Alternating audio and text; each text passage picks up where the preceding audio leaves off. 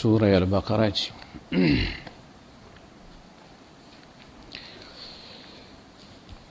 آیت نمبر 28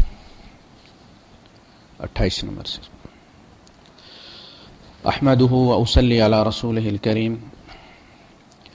اما بعد فاعوذ بالله السميع العليم من الشيطان الرجيم. بسم الله الرحمن الرحيم. كيف تكفرون بالله وكنتم أمواتا فأحياكم ثم يميتكم ثم يحييكم ثم إليه ترجعون. هو الذي خلق لكم ما في الأرض جميعا ثم استوى إلى السماء فسواهن 7 سماوات وهو بكل شيء عليم. وإذ قال ربك للملائكة إني جاعل في الأرض خليفة قالوا أتجعل فيها من يفسد فيها ويسفك الدماء ونحن نسبح بحمدك ونقدس لك قال إني أعلم ما لا تعلمون. وعلم آدم الأسماء كلها ثم عرضهم على الملائكة فقال أنبئوني بأسماء هؤلاء إن كنتم صادقين. قالوا سبحانك لا علم لنا إلا ما علمتنا إنك أنت العليم الحكيم. صدق الله العظيم. رب اشرح لي صدري ويسر لي أمري واحلل عقدة من لساني يفقهوا قولي. آمین یا رب العالمین. کافروں سے کہا جا رہا ہے کیف تکفرون باللہ، اے اللہ کے منکرو تم اللہ کے وجود کا انکار کیسے کر سکتے ہو. وَكُنْتُمْ أَمْوَاتًا، درآں حالے کہ تم مردہ تھے. یہ پہلی دلیل ہے اللہ کے وجود کی، یعنی انسان کا اپنا وجود اللہ کے وجود کی سب سے بڑی دلیل ہے. اس کا کوئی موجد ہے، یہ مخلوق ہے تو اس کا کوئی خالق ہے. انسان حادث ہے نا، کبھی نہیں تھا پھر پیدا ہوا. کس نے پیدا کیا؟ ام خلقوا من غیر شیء، کیا یہ کسی کے پیدا کیے بغیر خود پیدا ہو گئے؟ نہ باپ کا حکم چلتا نہ ماں کا حکم چلتا. کس نے بنایا؟ تو کوئی تو ہے نا. ام خلقوا من غیر شیء ام هم الخالقون، یا انہوں نے خود اپنے آپ کو پیدا کر لی. 3 ہی چیزیں ہو سکتی ہیں نا. یا تو کوئی خدا ہے جس نے ہمیں بنایا، یا کوئی نہیں بنانے والا، یا ہم نے خود اپنے آپ کو بنا لیا. کوئی بھی عقل مند بکریاں چرانے والا بھی ان تینوں میں سے جو پریکٹیکل تھیوری ہے وہ یہی ہے کہ ہمارا کوئی بنانے والا. نہ تو ہم خود اپنے آپ کو بنا سکتے ہیں، نہ کسی کے بغیر ہم بن سکتے. اور خاص کر کے اب جو انسان کی صلاحیتیں سامنے آ رہی ہیں اور اس کے اندر کی دنیا جس طرح جو ہے وہ اس کا انکشاف ہو رہا ہے ڈی این اے کے ذریعے اور جو بھی جینیٹیکل انجینئرنگ ہے، اس کے سامنے جو حقائق ہمارے سامنے آ رہے ہیں، انسان مبہوت ہو جاتا ہے کہ اللہ پاک نے کس قدر تفصیل کے ساتھ انسان کو بنایا، کیا کیا اس کے اندر رکھا ہے. تو تم خدا کے اپنا وجود رکھتے ہو، یعنی اس کا تو تم انکار نہیں کر سکتے نا. یہ کہتے ہو خدا نہیں، اپنے بارے میں بھی کہتے ہو کہ تم نہیں. اگر تم ہو کہتے ہیں جی شک سے ابتدا کرنی چاہیے علم کی. وہ کہتا ہے جی میں تو اس لیے ہوں کہ میں سوچ رہا ہوں. کہتا ہے میرے وجود کی دلیل یہ کہ میں سوچ رہا ہوں اس لیے میں ہوں. اور بھائی صاحب آپ کی سوچ تو صرف سوچ ہی رہ سکتی ہے، اور جس نے تمہیں سوچا تھا اور بنایا اس کا انکار کر رہے ہو. تم بھی تو کسی کی سوچ ہو نا. اس نے ماں باپ نے ہمارے بارے میں کچھ سوچا تھا کہ ایسی شکل ہوگی بیٹے کی؟ کس نے سوچا؟ اللہ وہ ہے نا. واللہ الخالق البارئ المصور، 3 مراحل گنوائے ہیں. اس نے سوچا، اس نے پانی سے، یعنی ہمارے یہاں کہا جاتا ہے کہ جی نقش بر آب، جو عارضی چیز ہوتی ہے نا جس کا کوئی وجود نہیں ہوتا، اس کو کہتے ہیں نقش بر آب. ایک پتھر پھینکا آپ نے، اس کے لہریں بنی اور ختم ہو گئی، یہ نقش بر آب ہے. تو کہا تم نقش بر آب تھے، پانی میں پرنٹ نکال کے یہ باہر نہ لے کر آئے. نقش بر آب کیسی اس طرح سے؟ البارئ، بر کہتے ہیں خشکی کو، نکال کے خشکی پہ اور لے کر آنے والا. ڈیولپ کیا تم کیسے انکار کر سکتے اس کا؟ تم کہتے ہو نا ہم لاجک سے بات کرتے. ہم جی عقل استعمال کرتے ہیں، ہم جی ریشنلسٹ ہیں، تو کہا تمہارا جو عقل ہے وہ یہی تمہیں کہتی ہے کہ تمہارا کوئی خالق نہیں، ایسے ہی بن گئے ہو تم۔ اچھا پھر کہا جی چلیں جی جینز، بھائی صاحب آپ کے والد بھی وہی ہیں، والدہ بھی وہی ہیں، تو اس تھیوری کے تحت تو پھر سب کی شکلیں ایک جیسی ہونی چاہیے تھی، آپ کے سب بہن بھائیوں کی شکلیں ایک جیسی ہونی چاہیے، وہی جینز ہیں، شکلیں کیوں تبدیل ہو گئی؟ کس نے فرق رکھا ہے؟ فی ای صورت ما شاء رکبک، جس صورت میں وہ چاہتا ہے تمہاری ترکیب کرتا۔ ماں باپ دونوں گورے ہوتے، بچہ کالا سیاہ ہوتا، ارے شان یہ کس پر گیا ہے؟ اور تمہاری جدی پشتی میں پیچھے کوئی 10 نسلیں پیچھے کوئی کالا تھا، اللہ اس کو موڑ کر لے آئے۔ ایک بندہ اللہ کے رسول صلی اللہ علیہ وسلم کے پاس آیا، جی میں بیوی کو طلاق دینا چاہتا ہوں۔ میں کہا کیا ہوا؟ کہیں وہ بچہ ہوا، بچہ میرا نہیں۔ ابھی تمہارا بچہ نہیں ہے، تمہیں کیسا پتا چلتا؟ کوئی گواہ؟ کہ لگا جی ہم دونوں کا رنگ ہو رہا ہے، وہ کالا سیاہ ہے۔ آپ نے فرمایا تمہارے اونٹوں میں کوئی کالا ہے؟ کہا جی ہے۔ آپ نے فرمایا اس کی کالا کہاں سے آئی؟ کہ اس کی جدی پشتی میں کوئی کالا ہوگا۔ آپ نے کہا تیری جدی پشتی میں بھی کوئی کالا ہوگا۔ ثم الیہ ترجعون، تم کیسے انکار کرتے ہو؟ پہلی بات یہ کہ تم مردہ تھے، اس نے کنتم امواتا فاحیاکم، تم مردہ تھے، اس نے تمہیں زندگی بخشی، اس نے بخشی۔ ثم یمیتکم، پھر وہ تمہیں مار دیتا ہے۔ ہمارے سامنے لوگ مرتے ہیں، ہمارے عزیز مر گئے، ہمارے رشتہ دار مر گئے، پھر وہ تمہیں مارتا ہے۔ قل ان الموت الذی تفرون منہ فانہ ملاقیکم، موت عربی میں مذکر ہے، مرد ہے، ہمارے یہاں موت آتی ہے، عربوں میں موت آتا ہے، یہ پٹھان کہتے ہیں موت آتا ہے، وہ ٹھیک کہتے ہیں۔ اصل میں نے دیکھا بہت سارے ہمارے ایسے الفاظ جو عربی میں مذکر ہیں، ہمارے یہاں مؤنث ہوتے ہیں، ہم اردو میں اس کو مؤنث بولتے ہیں لیکن پٹھان اس کو مذکر بولتے ہیں۔ جتنے بھی ہمارے علماء ہیں چونکہ وہ وہاں مذکر ہے ان کا، فَإِنَّهُ إِنَّهَا نہیں فَإِنَّهُ مُلَاقِيكُمْ، وہ یعنی اسرائیل آ کر تم سے ملاقات کرے گا، فرشتے کے نام پر اس کو مذکر رکھا ہے۔ فَإِنَّهُ مُلَاقِيكُمْ، وہ آ کے گئے چلو بھائی اٹھاؤ شاہ پر چلتے ہیں، وہ میں نے فلاں کام کرنا تھا، فلاں کام کرنا تھا، کوئی نیچے گاڑی سے نیچے اترنے کا ٹائم نہیں دیتے۔ ہارٹ اٹیک ہو گیا، بندہ شاول کے اوپر مر گیا ہے، گھر والی کا دل پریشان ہے، وہ فون کر رہی ہے، کال بج رہی ہے، اٹھانے والا کوئی نہیں ہے، وہ آ کے تم سے وہ مار دیتا ہے، اور روز مارتا ہے۔ اللہ بسم کا موت و احیا میں کہتے ہیں اللہ تیرے نام سے مرتے ہیں، تیرے نام سے اٹھیں گے، وہ روز مارتا ہے۔ اور یہ دلیل قیامت کے دن وہ تمہیں دے گا کہ اس مرنے کے بعد تو اٹھنا نہیں ہے نا، اس مرنے کے بعد تو تم روز اٹھتے تھے، کیوں نہیں اللہ کا شکر ادا ہو گیا؟ الحمدللہ الذی احیانی بعد ما اماتنی، اس نے جس طرح میری زندگی کے فنکشن ڈسیبل کر دیے تھے، وہ ڈسیبل پڑے رہتے۔ کس کے پاس بٹن تھا کہ وہ آن کرتا مجھے؟ وہ بٹن میرے اپنے ہی اندر ہے، روز مارتا ہے، روز جگہ۔ اور پھر ہمارے باڈی سیلز ہمارے اندر توڑ پھوڑ جا رہی ہے، روز مرتے ہیں۔ 3 سال کے اندر پورا انسان تبدیل ہو جاتا ہے، وہ سارے سیلز مر جاتے ہیں، اس کے اوپر نئے پیدا ہو جاتے، اور مرنے سے پہلے وہ پرانے والا سیل جو ہے وہ اپنی میموری نئے والے کو دے جاتا ہے، اس لیے ہماری کنٹینیوٹی جاری رہتی ہے کہ یہ ابا، یہ اماں، یہ فلاں فلاں۔ اگر وہ ٹرانسفر کیے بغیر مرنا شروع ہو جائے، جیسے وہ بیماری ہے شاید الزائمر کی، وہ جو ریگن کو لگی تھی، اس کی میموری جو تھی وہ صاف ہونا شروع ہو گئی تھی، یہی کہ وہ سیلز جو تھے وہ ٹرانسفر کیے بغیر مر رہے تھے۔ جاتے جاتے جاتے جاتے جناب رفیع اسے یاد ہی نہیں رہا کہ وہ پریزیڈنٹ تھا، آخر میں اس کو بیوی کا نکاح بھی بھول گیا، وہ آخر سے شروع ہوئی ہے اس کی ڈیلیٹ ہونا۔ اس کی بیوی سے کسی نے پوچھا تو اس نے کہا کہ اس سے زیادہ اذیت کیا ہوگی کہ ایک بندے کے ساتھ آپ بیٹھے اور اپنی زندگی گزار رہے، وہ آپ کو پہچانتا ہی نہیں، آپ کی کوئی میموری نہیں شیئر کرے آپ کے ساتھ، اس سے بڑی اذیت کیا ہوگی؟ وہ روز مارتا ہے۔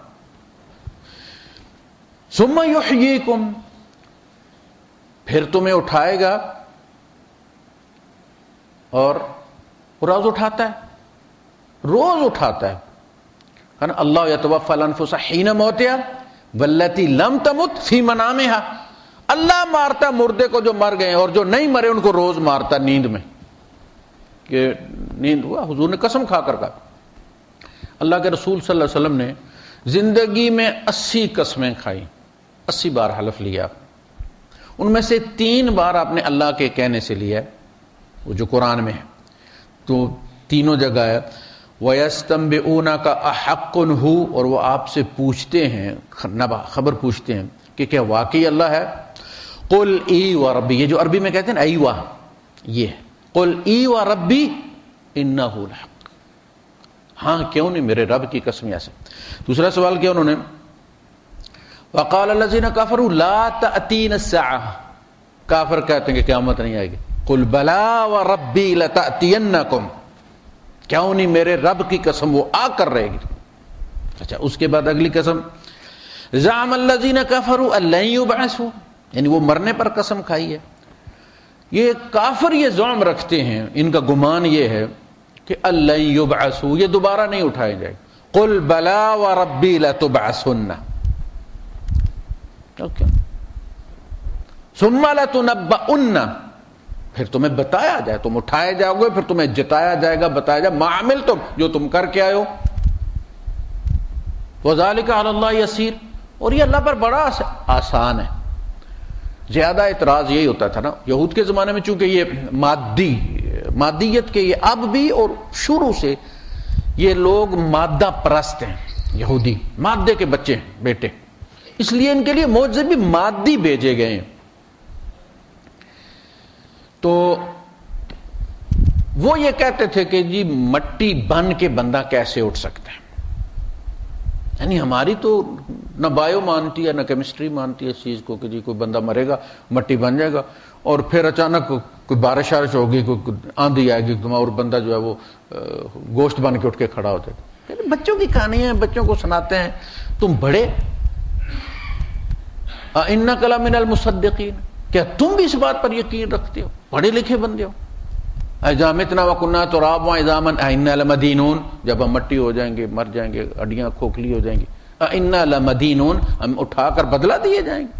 کہ مولویوں کے پیچھے لگ گئے یار، خواہ مخواہ پیسہ ضائع کرتے ہو ان کو دے کر، تم فلاں جگہ لگا دو، فلاں جگہ لگا دو، اٹھیں گے تو اللہ پاک دے گا، کیا کرتے؟ تو اللہ پاک نے عیسیٰ علیہ السلام کو یہ معجزہ دیا، یہ دکھانے کے لیے وہ مٹی کا بناتے تھے، تخلق کا، جیسے یہ کا جو عربی کا اس کا مطلب ہے like, structure of a bird, کا حیت، اردو میں اسے حیت کہتے ہیں، کا حیت طیر، پرندے کی حیت کی طرح تم بناتے تھے، تو مٹی بنایا ایسے کر کے، بالکل وہ جیسے فاختہ ہوتی ہے ایسے کر کے بنایا۔ پھر کہا میرے اذن کے ساتھ، تخلق کا حیت تیری باذنی، میں نے کہا بناؤ اس کو، فتنفخ فیہ باذنی، پھر تو اس میں پھونک مارتا تھا میرے اذن سے، یہ اذنی ساتھ چل رہا، میں نے کہا پھونک مارو، میں نے کہا ڈنڈا مارو۔ یہ اصل میں یہ صلاحیت کس میں ہوتی ہے؟ اللہ کے حکم میں، وہ کن کہتا ہے باذن، فتنفخ فیہ باذنی فتکون طیرا باذنی، وہ ان کے ہاتھ سے پرندہ گوشت کا مٹی سامنے تبدیل ہو گئی ہے، اڑ جاتا تھا۔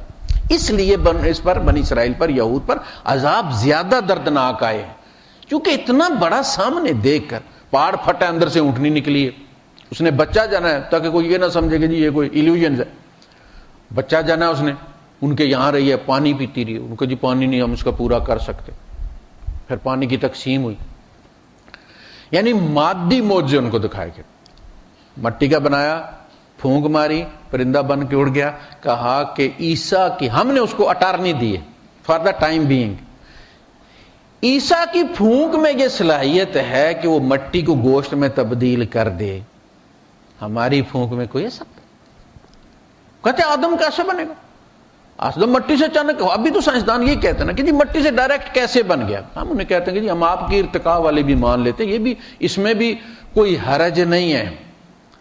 دیکھیں ایک بندہ ہے جمپ مارتا نا، جو مقابلے ہوتے ہیں اولمپکس کے، اگر وہ نیچے پہنچنے تک 3 دفعہ اس نے رول کیا ہے تو اس کے 3 پوائنٹ ہو گئے، 4 دفعہ رول کر کے پہنچا ہے 4 پوائنٹ ہو گئے، ایسے رول کرنے کی بجائے 2 اس نے ایسے کیے، 2 ایسے کر کے آیا 6 پوائنٹ ہو گئے اس کے۔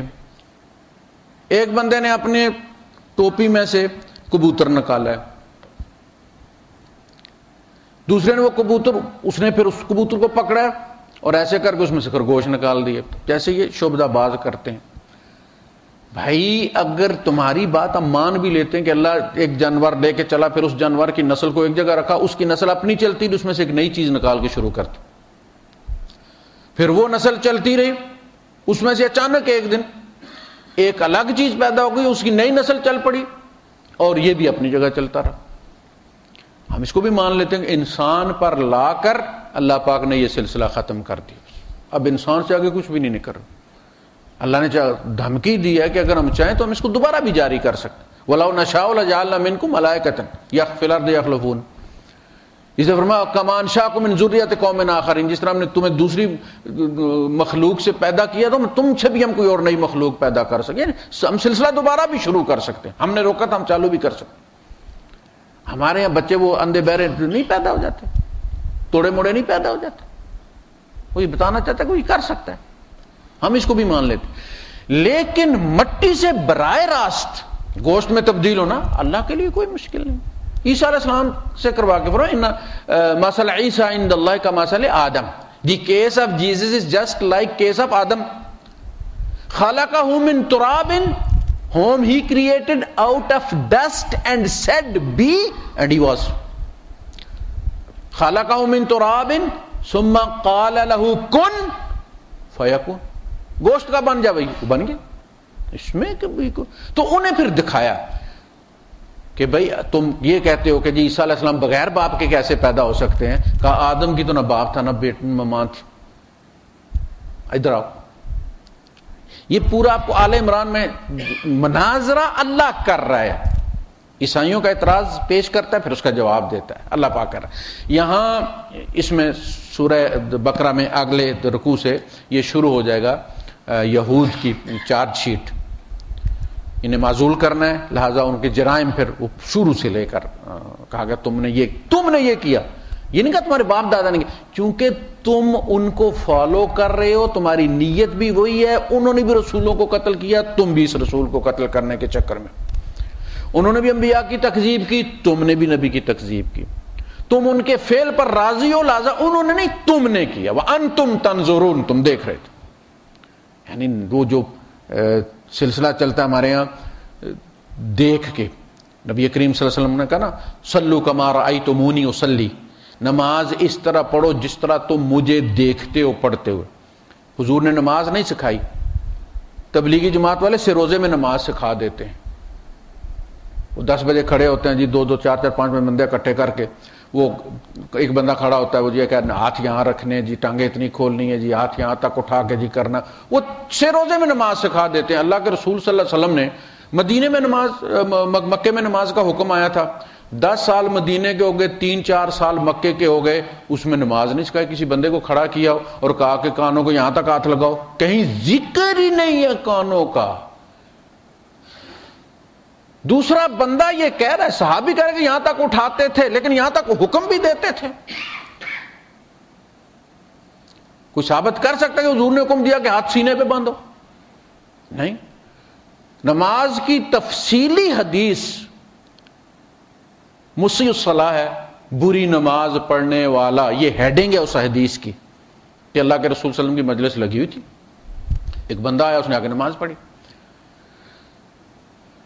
اور اس کے بعد پھر آیا اور اللہ کے رسول صلی اللہ علیہ وسلم کو اس نے آ کے سلام کیا، آپ نے سلام کا جواب دیا اور فرمایا صلی فإنک لن تصلی، تو جا، تو نے نماز نہیں پڑھی۔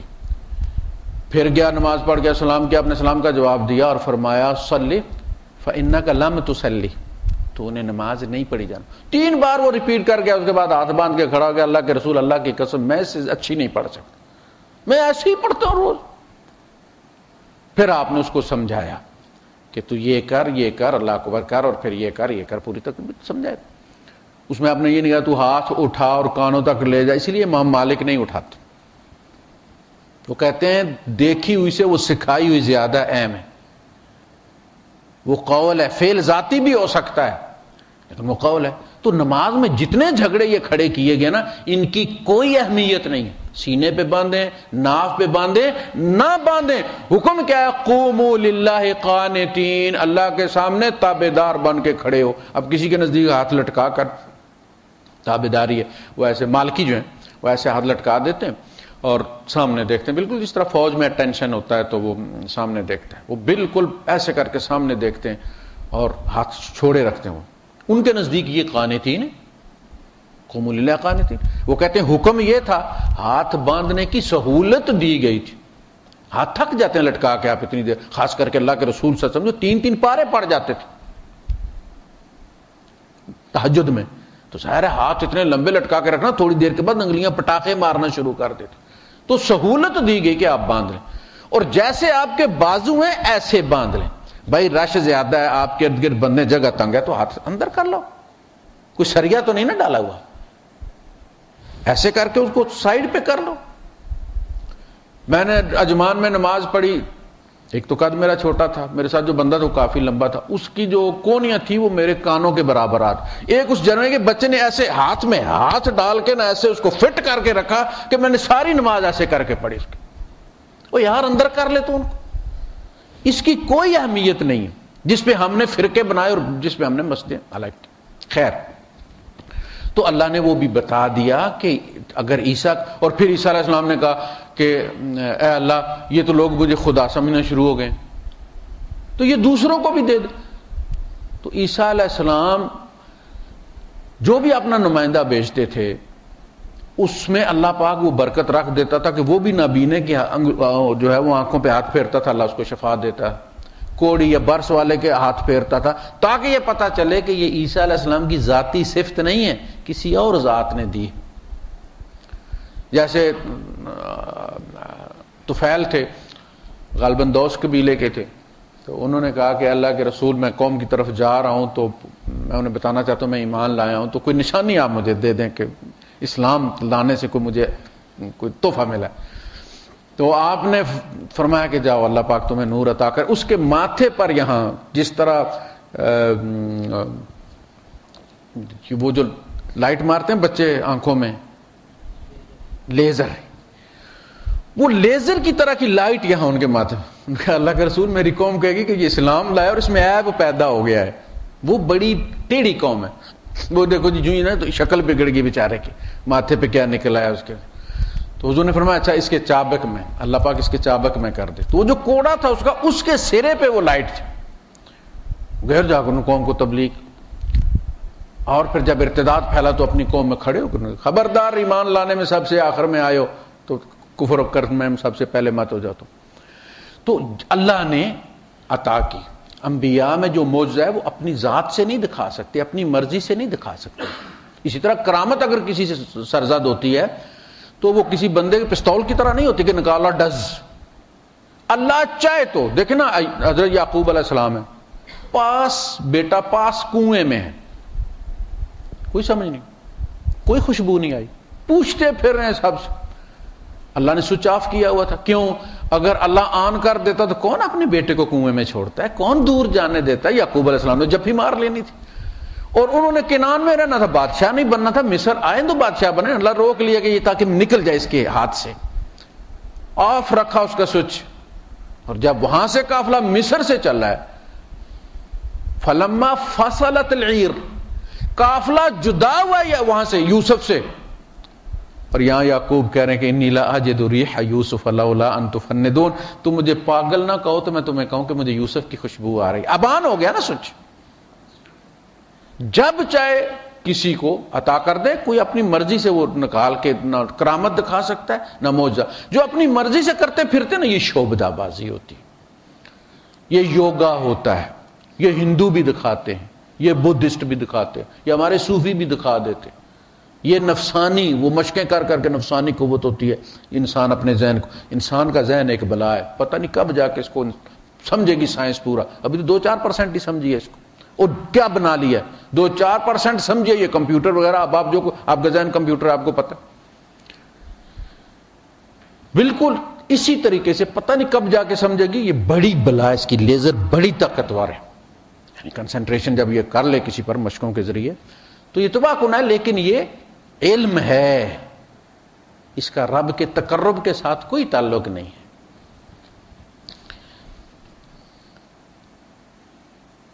هو الذی خلق لکم ما فی الارض جمیعا،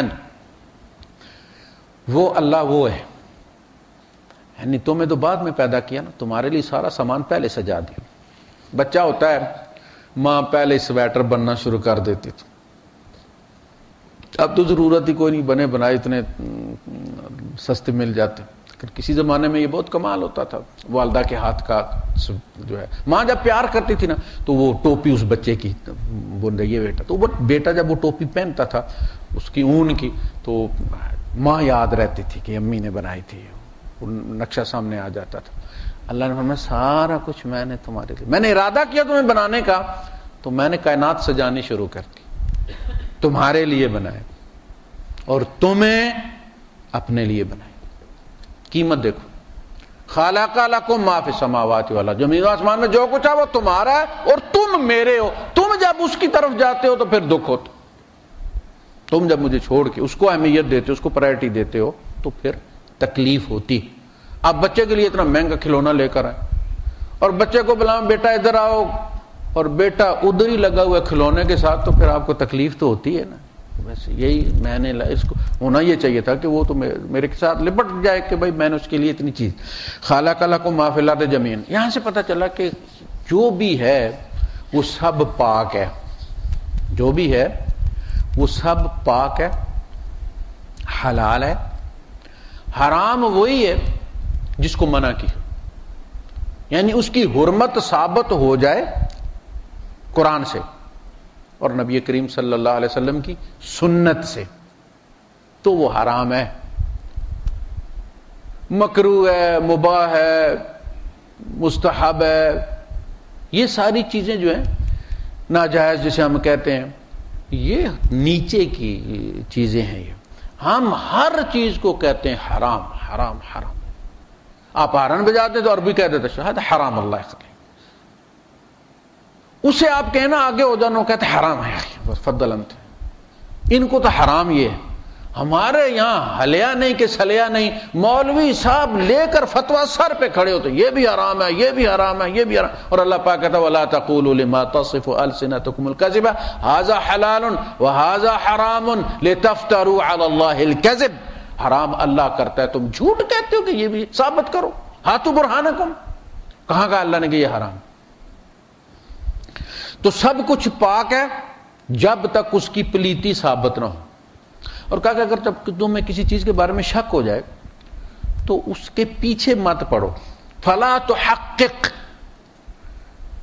پھر اس کی تحقیق مت۔ مثلا آپ کو شک ہے یار یہ ایسے ہی پڑا ہوا ہے یہ مصلی یا یہ چٹائی، کہیں بچے نے پیشاب نہ کیا ہو، بھائی آپ کو نہیں پتا نا، کنفرم نہیں ہے نا، کیا نہیں کیا، آپ نماز پڑھ لو، آپ کی ہو گئی۔ اب تحقیق کرنا، بندے کو ڈھونڈنا شروع کر دینا کہ یار اس چٹائی پہ کسی نے پیشاب تو نہیں کیا، کیا تکلیف ہے آپ کو؟ فلا تحقق۔ عمر فاروق رضی اللہ تعالیٰ جا رہے تھے لشکر کے ساتھ، رستے میں پانی نہیں ملا، بڑی دیر کے بعد پانی ملا، ایک تالاب۔ تو آپ نے کہا لشکر والوں سے کہ پانی بھر بھی لو اور جانوروں کو بھی پلا لو اور خود بھی وضو شضو کرو، نمازیں پڑھو اپنی۔ تو ایک بندے نے آواز دی، کسی کو بدو جا رہا تھا وہاں سے، کہو بھائی صاحب، انہوں نے مڑ کے دیکھا، کہنے لگا بھائی صاحب یہ اس یہاں کوئی جانور، وہ پلیت جانور جو ہیں وہ تو آ کے پانی نہیں پیتے۔ عمر فاروق رضی اللہ عنہ فرمایا، اس سے کہا کہ جاؤ بھائی تم اپنا کام کر، اس کو جواب نہیں دینا، یہ اس امت کی رسی تنگ کرنا چاہتا ہے۔ اور اسے کہا کیوں بھائی آپ کو کیا تکلیف ہے، آپ کس چکر میں پڑ گئے؟ ہمیں نہیں پتا نا، ہمارے سامنے پانی، اللہ نے پانی پاک صاف ہے، نظر آ رہا ہے نا، کچھ نہیں ہے، یا تو کچھ نظر آیا تب ہے، ہمیں نظر آ رہا ہے صاف ہے، تم کیوں تحقیق میں پڑ گئے ہو؟ تاکہ بھائی اللہ نے کہا خنزیر کا گوشت نہیں کھانا، کیوں نہیں کھانا؟ خنزیر کیوں حرام کیا گیا نام لے کر؟ اس لیے نہیں کہ وہ زیادہ بڑا مجرم ہے، اس نے کوئی ادالہ کیا ہوا ہے، کوئی لڑکی اغوا کر کے لے گیا ہوا ہے، کوئی قتل کیے اس نے، 302 کے اس پر مقدمے ہیں، ایسا نہیں ہے، وہ بھی جانور ہے، اللہ کی تخلیق ہے۔ اس کا نام اس لیے آیا ہے کہ اللہ نے کہا کہ احلت لکم بہیمۃ الانعام، ہم نے تمہارے لیے گھاس خور جانور مویشی حلال کیے، اس کے علاوہ باقی سارے لوگ کہتے ہیں قرآن میں کہاں لکھا ہوا کتا حرام ہے؟ کہاں لکھا ہوا بندر حرام ہے؟ او بھائی جب اللہ نے کہہ دیا نا گوشت کھانے والے مویشی حلال کیے ہیں، تو کتا آٹومیٹک گوشت کھاتا ہے؟ وہ کتا جو ہے وہ اللہ نے کہا گھاس کھانے والے بہیمہ جانور کہتے ہیں جو گھاس کھاتے ہیں، کبھی مر جائیں گے گوشت نہیں کھائیں گے، وہ والے۔ تو جب اللہ نے کہہ دیا احلت لکم بہیمۃ الانعام، تو باقی سارے حرمت علیکم ما فوقہا ما دونہا ما غیرہا، باقی سارے تم پر حرام کر دیے۔ اس میں کتا بھی آ گیا، اس میں بھیڑیا بھی آ گیا، اس میں باقی بھی آ گئے سارے۔ نام لینے کی کیا ضرورت؟ خنزیر کا نام کیوں لیا؟ اب ہمارے لوگ فضائل بیان کرنا شروع کر دیتے ہیں کہ جی اس لیے کہ یہ بڑا بغیرت، تو بغیرت تو وہ ہے جو اپنی بیوی کی کمائی کھاتا ہے۔ شادی کی اس لیے کہ اس نے بیوی سے آگے بدکاری کروانی ہے، بغیرت تو وہ ہے۔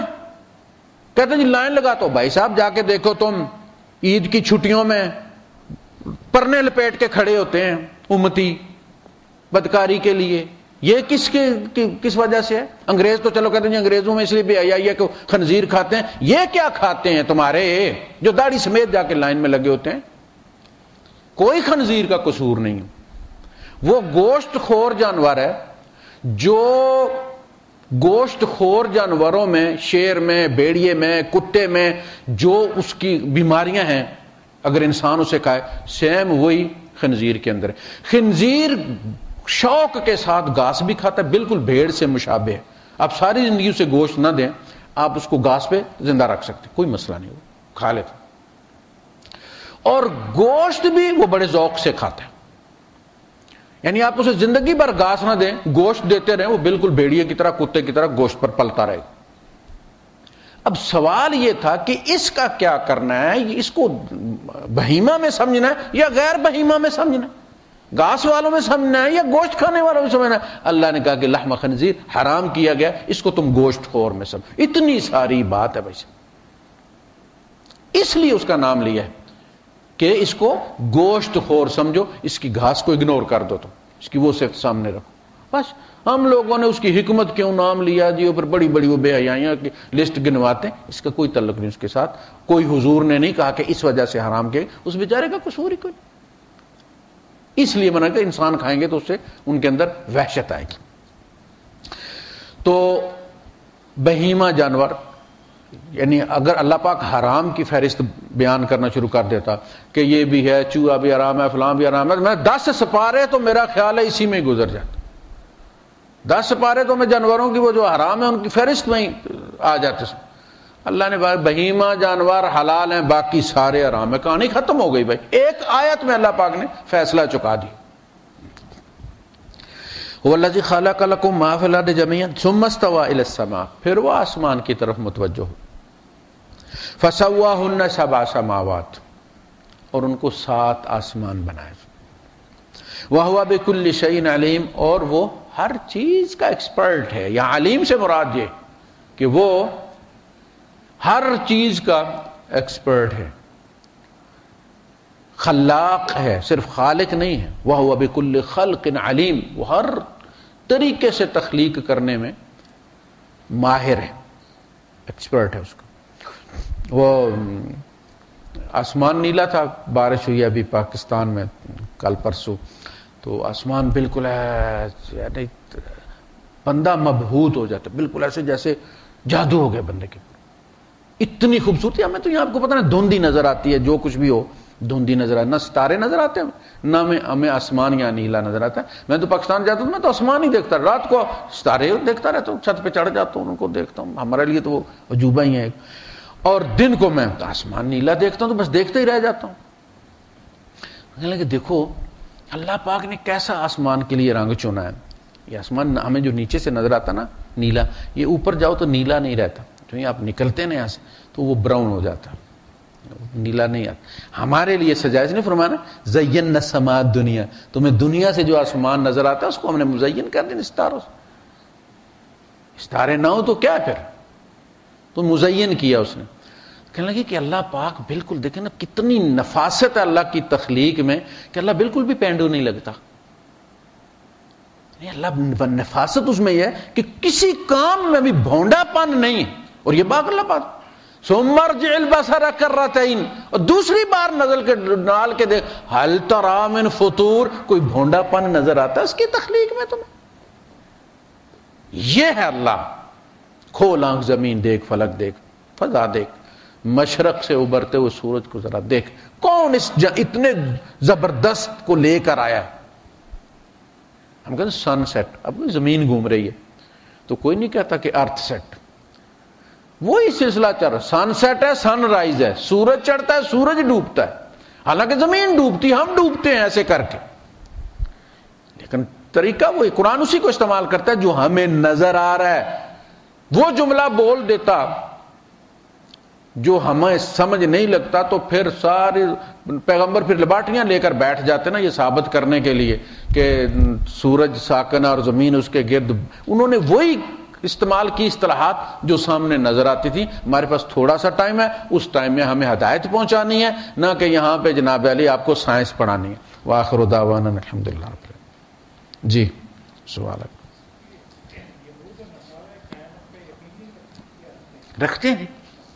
رکھتے ہیں اور ان کا زوم یہ ہے کہ